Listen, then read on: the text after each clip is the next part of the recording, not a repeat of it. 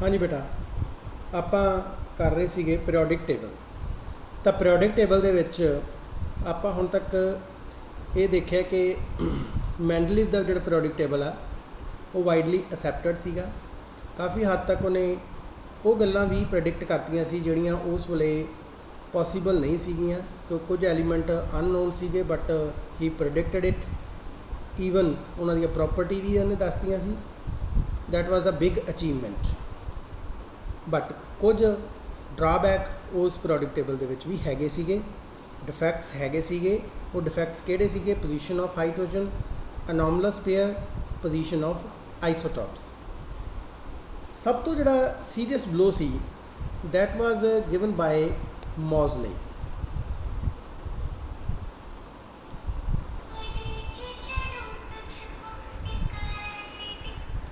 मॉज़ले in 1913 1913 ਦੇ ਵਿੱਚ ਮੌਜ਼ਲੇ ਨੇ ਇੱਕ ਇੰਗਲਿਸ਼ ਫਿਜ਼ੀਸ਼ੀਅਸ ਸੀਗਾ, ਉਹਨੇ ਰਿਲੇਸ਼ਨਸ਼ਿਪ ਡਿਸਕਵਰ ਕੀਤਾ ਸੀ X ray and atomic number.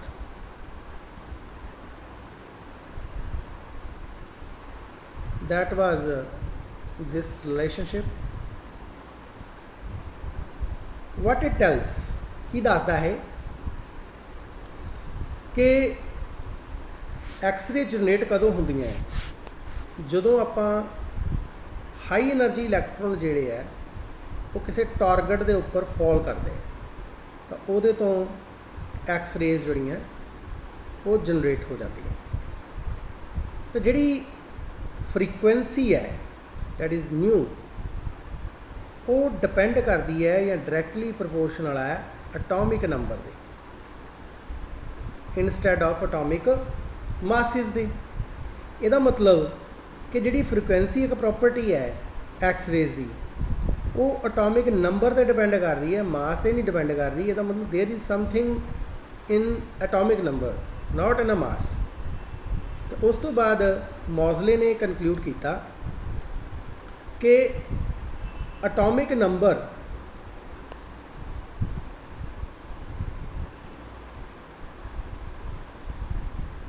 is a fundamental property.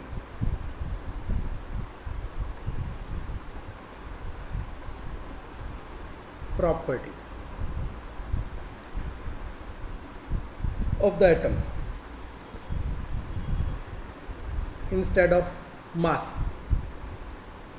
ਤਾਂ ਮੋਡਰਨ ਪੀਰੀਓਡਿਕ ਲਾ ਜਿਹੜਾ ਉਹ ਫਿਰ ਇਸ ਮੌਜ਼ਲੇ ਦੀ ਜਿਹੜੀ ਫਾਈਂਡਿੰਗ ਸੀ ਉਹਦੇ ਬੇਸ ਤੇ ਹੀ ਬਣਾਇਆ ਗਿਆ। what is the modern periodic law?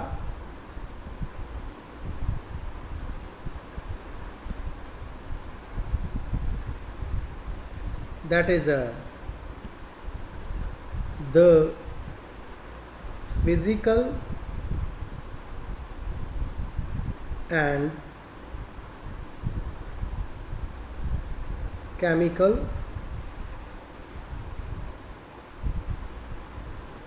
properties of an element, elements are periodic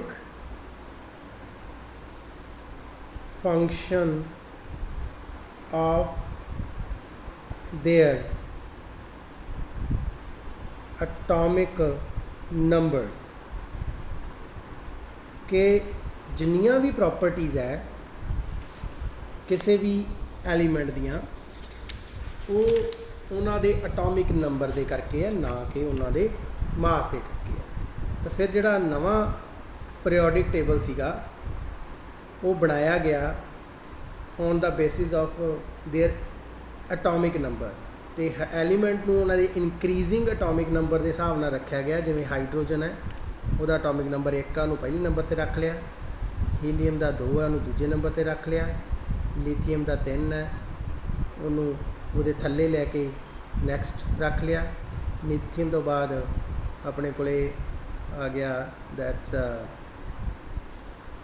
ਬੈਰੀਲੀਅਮ 4, boron 5, carbon 6, nitrogen 7, oxygen 8, ठीक है। इस तरह फ्लोरीन 9 तो नियोन 10। सो इस तरीके नाल एलीमेंट्स नूं उन्हां दे इनक्रीजिंग एटॉमिक वेट के हिसाब नाल रखना शुरू किया, instead of placing their increasing atomic masses, जिवें कि मैंडलीव ने रखा सी। तो ये कई प्रॉब्लम जिहड़ियां सॉल्व हो गई, भावें अज भी हाइड्रोजन कॉन्ट्रोवर्शियल है, बट जी आइसोटॉप की प्रॉब्लम सी वो खत्म हो गई। क्यों?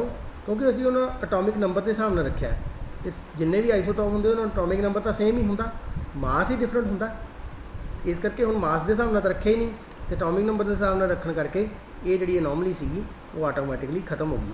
कुछ जिहड़े मास मैंडलीव ने एलीमेंट सी जिन्हां दा मास ज़्यादा सी उन्होंने पिछे रखा, घट वाले पहले रखा, वो भी अनोमली खत्म हो गई, क्योंकि मास के हिसाब नाल तो रख ही नहीं रहे। हुण असीं सिर्फ एटॉमिक नंबर के हिसाब नाल उन्होंने रख रहे हैं। हाँ जी बेटा, ये अपने को मॉडर्न प्रोडक्ट टेबल है। You can see in it कि सब तो पहली जी पोजीशन है that is of hydrogen. Atomic number 1 है, इक्को ही इलैक्ट्रॉन है ये, इक्को ही प्रोटोन है। उस तो बाद आ गया अपने को सैकेंड इज़ हीलीयम। हुण ये की है, 2 इलैक्ट्रॉन है, 2 ही प्रोटोन है, तो 2 ही न्यूट्रॉन है। इस करके इसका एटॉमिक नंबर तो 2 ही है, मास नंबर की है 4, मास इसका 4 हो गया, क्योंकि 4 किहदे करके होना है, प्रोटोन के 2 तो 2 न्यूट्रॉन के करके। न्यूट्रॉन का मास भी प्रोटोन के इत्थे इक्वल ही है, इस करके इसका मास की बन गया 4 बन गया। तो हुण ध्यान नाल देखो कि इत्थे टोटल जिहड़ियां रो ते कॉलम कितनियां हैगियां, 1 2 3 4 5 6 7 8 9 10 11 12 13 14 15 16 17 18 टोटल ये 18 ग्रुप है, 18 ग्रुप्स, ठीक है। जिहड़ियां कि वर्टिकल लाइन्स है दे आर कॉल्ड ग्रुप्स। तो आह वालियां 1 2 3 4 5 6 7 तो टोटल ये 7 की आ गए पीरीयड। रो जिहड़ियां हैगियां वो 7 रो है ये, तो कॉलम किन्ने अपने को दैट इज़ 18, या ग्रुप्स इत्थे आप वर्ड यूज़ करते हैं। 18 ग्रुप है तो 7 जिहड़े इहदे च की है पीरीयड है। सब तो वड्डी गल जिहड़ी है, इस प्रोडक्ट टेबल नूं इस हिसाब नाल अरेंज किया गया है कि लास्ट इलैक्ट्रॉन जिहड़े च जांदा है उस हिसाब नाल उहदा ग्रुप है। जिवें आपां हाइड्रोजन की गल करिए तो हाइड्रोजन के केस दे विच जिहड़ा लास्ट इलैक्ट्रॉन है दैट गोज़ टू एस, एक इलैक्ट्रॉन है तो सब तो पहला सब शैल किहड़ा हुंदा एस। इस तरह लिथियम है, लिथियम दे विच भी देखिए तो 1s2 2s1, ये भी किहदे च गया एस दे विच। सोडियम दे विच भी देखिए तो 1s2, सोडियम दे किन्ने हुंदे आ total 11, 1s2 2s2 2p6 3s1। ये आप अगे जाके इलैक्ट्रॉनिक कॉन्फिगरेशन करांगे, बट एक बार अंदाज़ा लै लो कि फस्ट जिहड़ा ग्रुप है ये जिहड़ा इलैक्ट्रॉन है सारे के सारे किहदे च जा रहे हैं एस दे विच, ठीक है। चाहे वो जिहड़ा भी एस हैगा, एस दे विच एक इलैक्ट्रॉन लास्ट इक्को इलैक्ट्रॉन एस दे विच है। जे आपां सैकंड की गल करिए तो एस दे विच मैक्सीमम 2 इलैक्ट्रॉन आ सकते हैं तो 2 आ। उस तो बाद जिहड़ा अपने कोल आह वाला एरिया मार्क किया है, ये जिहड़ा लास्ट इलैक्ट्रॉन है it goes to D subshell, आह वाला area it goes to P subshell, तो आह 2 जिहड़े विचाले दिखते पे है ये last electron goes to F subshell. तो इस हिसाब नाल जिहड़ा प्रोडक्ट टेबल है तो इनू ਅਸੀਂ ਅਲੱਗ-ਅਲੱਗ ਪਾਰਟਸ ਦੇ ਵਿੱਚ ਡਿਵਾਈਡ ਕਰਤਾ on the basis of last electron entrance. ਤਾਂ ਆਪਾਂ ਕੀ ਕਹਿ ਸਕਦੇ ਹਾਂ ਕਿ ਜਿਹੜੇ ਪਹਿਲੇ ਦੋ ਗਰੁੱਪ ਹੈ, these two groups are called S groups। ਇਹਨਾਂ ਦੋਵਾਂ ਨੂੰ ਕੀ ਬੋਲਦੇ ਆ? S group। ਠੀਕ ਹੈ, ਕਿਉਂਕਿ ਲਾਸਟ ਇਲੈਕਟ੍ਰੋਨ ਕਿਹਦੇ 'ਚ ਜਾਂਦਾ? S ਦੇ ਵਿੱਚ। ਆਹ ਵਾਲਾ ਜਿਹੜਾ ਏਰੀਆ ਹੈ ਦਿਸ ਵਨ, ਇਹਨਾਂ ਦੇ ਵਿੱਚ ਜਿਹੜਾ ਲਾਸਟ ਇਲੈਕਟ੍ਰੋਨ ਹੈ it goes to P, this is called P group। ਜਿਹੜਾ ਆਹ ਵਾਲਾ ਤੁਹਾਡੇ ਕੋਲੇ ਹੈ this one, it is called D group। ਤੇ ਆਹ ਜਿਹੜੇ ਦੋ ਬਚ ਗਏ, this one correspond to this 14 element consecutively, 14 ऊपर है 14 थले है। these are called F block और F group। तो जो टोटल प्रोडक्ट टेबल है उन्होंने असीं 4 ब्लॉक दे विच डिवाइड किया होया है, S block, D block, P block and F block। हुण जिहड़ा ये लैंथेनाइड ते एक्टिनाइड है ये 57 एटॉमिक नंबर है। ये जिहड़ी एक ब्लॉक है ये टोटल रिप्रजेंट करता दीज 14 एलीमेंट। इस तरह आ 89 वाला जिहड़ा ये रिप्रजेंट करता दीज 14 एलीमेंट्स नूं। तो इन्हां दी पोजीशन स्टिल कंट्रोवर्शियल है, जिहड़ा कि मॉडर्न प्रोडक्ट टेबल है उहदे च इहनूं पोजीशन नहीं मिली हुई, पर बाकी जिहड़ियां चीज़ां हैगियां वो प्रॉपरली फिटड है अकॉर्डिंग टू क्वांटम थ्योरी। ये प्रोडक्ट टेबल जिहड़ा वो फॉर्म होया होया है। तो हुण असीं इन्हां सारे ग्रुप्स की प्रॉपर्टी पढ़नी है। जेकर एस की आप ग्रुप की प्रॉपर्टी पढ़ ली तो अपने कोले टोटल जिहड़े एस ग्रुप के एलीमेंट है सारे उन्होंने जनरल प्रॉपर्टीज़ आपको याद हो जाएंगे। इस तरह जो आप पी ग्रुप की पढ़ ली तो जिन्ने पी ग्रुप के एलीमेंट है सारिया दी लगभग ये प्रॉपर्टी सेम होणगियां, बट इंडिविजुअल जरूर वेरी करनगियां, बट जनरल प्रॉपर्टी जिहड़ियां इट विल रिमेन सेम। तो बेसिक जिहड़ियां प्रॉपर्टीज़ अपने कोले इन्हां दियां एस ब्लॉक दियां हैगियां वो की आ जाणगियां। फस्ट जिहड़ी प्रॉपर्टी है उन्हां दी जनरल इलैक्ट्रॉनिक कॉन्फिगरेशन आ जाएगी and this general electronic configuration is NS1 to 2। NS1 to 2 1 to 2 का मतलब की है?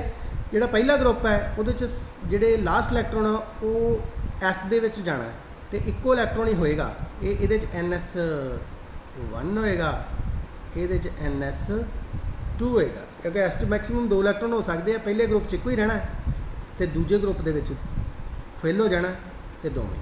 ਤਾਂ ਇਹ ਸਾਡੇ ਕੋਲੇ ਇਹਦੀ ਪ੍ਰੋਪਰਟੀ ਹੈਗੀ ਪਹਿਲੀ ਕਿ ਇਹਦੀ ਜਨਰਲ ਇਲੈਕਟ੍ਰੋਨਿਕ ਕਨਫਿਗਰੇਸ਼ਨ ਭਾਵੇਂ ਜਿਹਦੀ ਮਰਜ਼ੀ ਚੱਕ ਲਓ ਇਹੀ ਹੋਏਗੀ, सिर्फ N चेंज होएगा। N जिवें हाइड्रोजन लिए 1 है, लिथियम तो बरीलियम लिए 2 बन गया, सोडियम मैग्नीशियम लिए 3 बन गया एंड सो ऑन। तो ये पीरियड्स नूं रिप्रजेंट करता है N जिहड़ा है। ठीक है, ये सारियां सॉफ्ट मैटल्स है, लो आयोनाइजेशन इंथैल्पी है,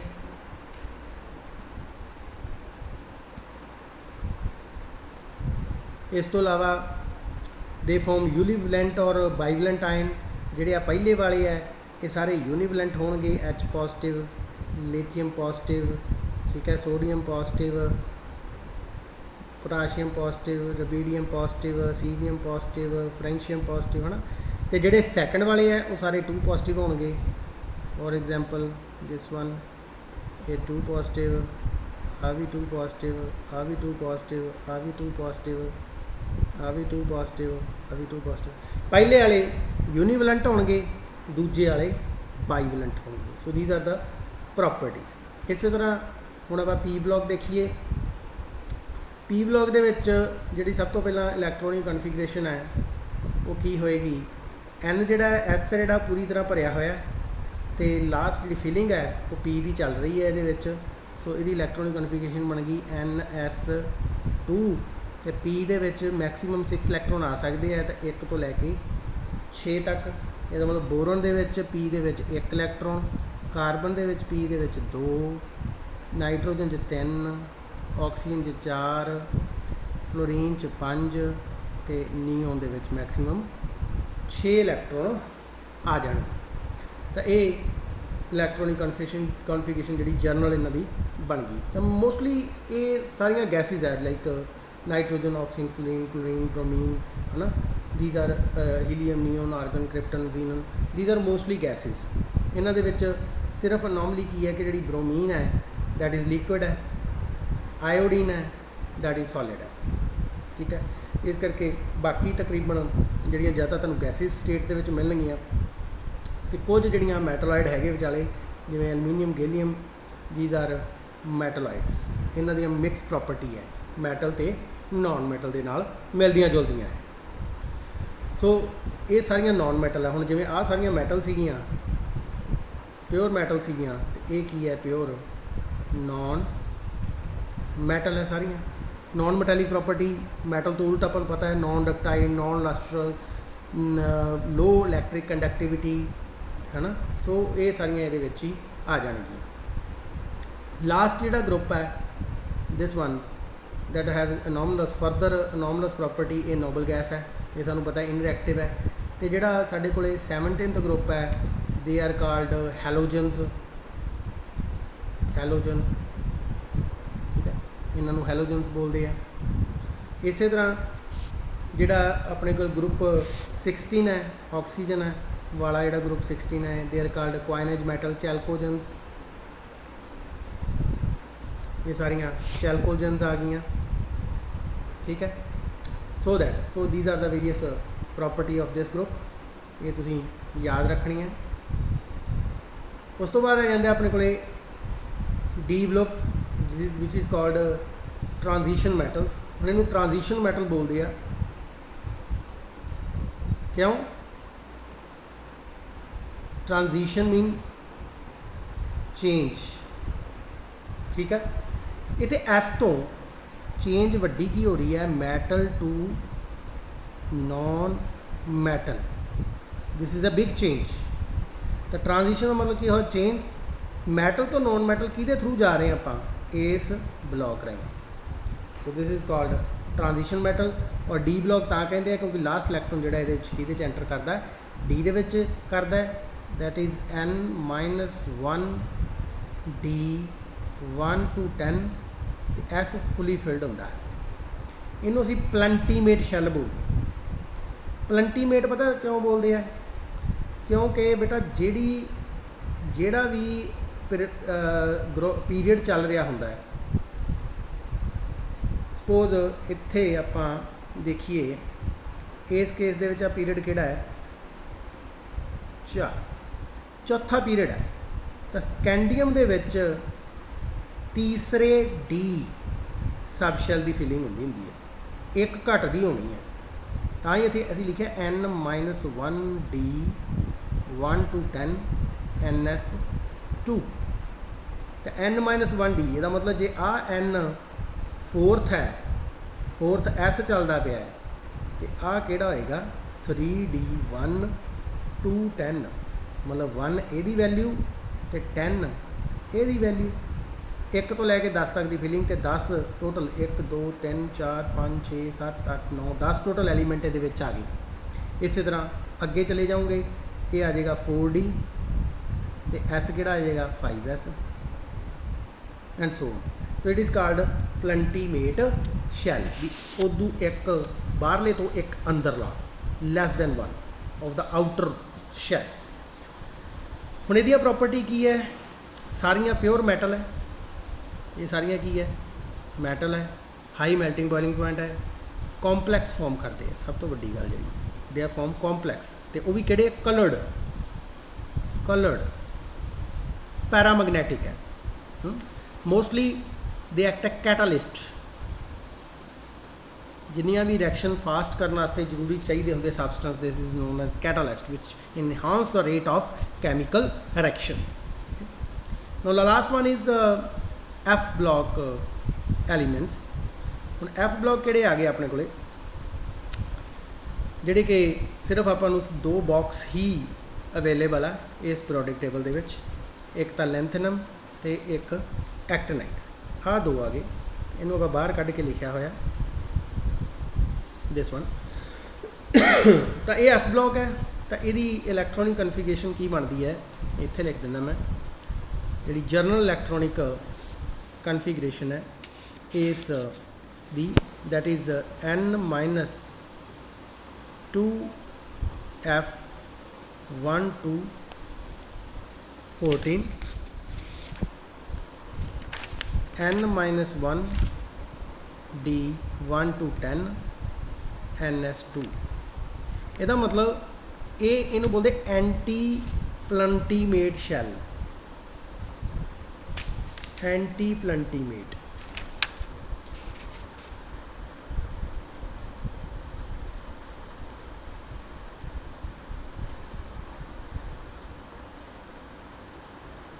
ਐਂਟੀ ਪਲੰਟੀਮੇਟ ਦਾ ਮਤਲਬ ਪਲੰਟੀਨੇਟ ਤੋਂ ਵੀ ਅਗਾਂਹ ਇੱਕ ਅੰਦਰਲਾ। ਉੱਥੇ ਆਪਾਂ ਕੀ ਕਰ ਰਹੇ ਸੀ ਵੀ ਜੇ 5th S ਚੱਲ ਰਿਹਾ ਸੀ ਤਾਂ 1 minus 10 D ਮੀਨ 4th D ਹੋਏਗਾ। 5th S ਤਾਂ 4th D ਤੇ F ਕਿਹੜਾ ਹੋ ਗਿਆ? F ਇੱਥੇ ਆ ਹੀ ਨਹੀਂ ਸਕਦਾ ਕਿਉਂਕਿ 3F ਹੁੰਦਾ ਹੀ ਨਹੀਂ। ਇਹਦਾ ਮਤਲਬ ਜਿਹੜਾ F ਕਿੱਥੋਂ ਸਟਾਰਟ ਹੋਏਗਾ? ਜਦੋਂ ਕਿਹਦੀ ਫਿਲਿੰਗ ਹੋਏਗੀ 6S ਉਸ ਵੇਲੇ ਡੀ ਕਿਹੜਾ ਹੋਏਗਾ 5D ਤੇ F ਕਿਹੜਾ ਹੋਏਗਾ 4F। ਮਿਨੀਮਮ ਜਾਂ ਸਟਾਰਟਿੰਗ ਵਾਲਾ ਜਿਹੜਾ ਲੈਂਥੇਨਾਈਡ ਆ, ਹੁਣ ਇੱਥੇ ਦੇਖੋ ਧਿਆਨ ਨਾਲ, ਆਹ 6th ਪੀਰੀਅਡ ਆ 7th। ਇਹਦਾ ਮਤਲਬ ਇੱਥੇ ਕਿਹੜਾ F ਹੋਏਗਾ 4F ਤੇ 7th S ਜਦੋਂ ਭਰ ਰਿਹਾ ਹੋਏਗਾ ਇੱਥੇ ਕਿਹੜਾ ਹੋਏਗਾ 5F। ਤਾਂ ਇਹ 4F ਦੇ ਰਿਲੇਟਡ ਸਾਰੇ ਐਲੀਮੈਂਟ ਹੈ, ਇਹ 5F ਦੇ। ਤੇ F 'ਚ ਕਿੰਨੇ ਆ ਸਕਦੇ ਮੈਕਸੀਮਮ? 1 ਤੋਂ 14 ਤੇ ਇਹਦੇ 'ਚ 1 ਇਹਦੇ 'ਚ 14। ਇਸੇ ਤਰ੍ਹਾਂ ਇਹਦੇ 'ਚ ਇੱਕ 5F ਦੇ ਵਿੱਚ ਤੇ ਇਹਦੇ 'ਚ ਐਂਡ ਤੱਕ 14 ਐਲੀਮੈਂਟ ਜਿਹੜੇ ਹੋਣਗੇ। ਹੁਣ ਇਹਨਾਂ ਦੀਆਂ ਪ੍ਰੋਪਰਟੀ ਕੀ ਹੈ? ਇੱਕ ਤਾਂ ਇਹ ਕੀ ਹੋ ਗਈਆਂ, ਇਹ ਵੀ ਮੈਟਲ ਹੀ ਆ ਸਾਰੀਆਂ ਤੇ ਇਹ ਹੈਵੀ ਮੈਟਲ ਹੈ। these are what? these are heavy metals। second, high melting and boiling point। ਇੱਕ ਤੇ ਹੈਵੀ ਮੈਟਲ ਹੈ,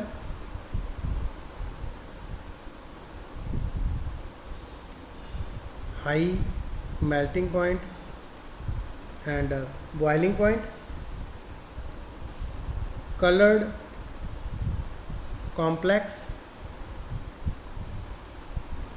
actinoid and lanthanoid are radioactive in nature। ਸੋ ਇਹ ਬੇਸਿਕਲੀ ਇਹਨਾਂ 'ਚ ਜ਼ਿਆਦਾ ਜਿਹੜੇ ਐਲੀਮੈਂਟਸ ਹੋਣਗੇ ਉਹ ਤੁਹਾਨੂੰ ਰੇਡੀਓ ਐਕਟਿਵ ਨੇਚਰ ਦੇ ਮਿਲਣਗੇ, ਜਿਹੜੇ ਐਲਫਾ ਬੀਟਾ ਗਾਮਾ ਜਿਹੜੀਆਂ ਰੇਜ਼ ਹੈ ਉਹ ਪ੍ਰੋਡਿਊਸ ਕਰਦੇ ਰਹਿੰਦੇ। ਸੋ ਇਹਨੂੰ ਪੜ੍ਹ ਲੈਣਾ। ਥੈਂਕ ਯੂ ਬੇਟਾ।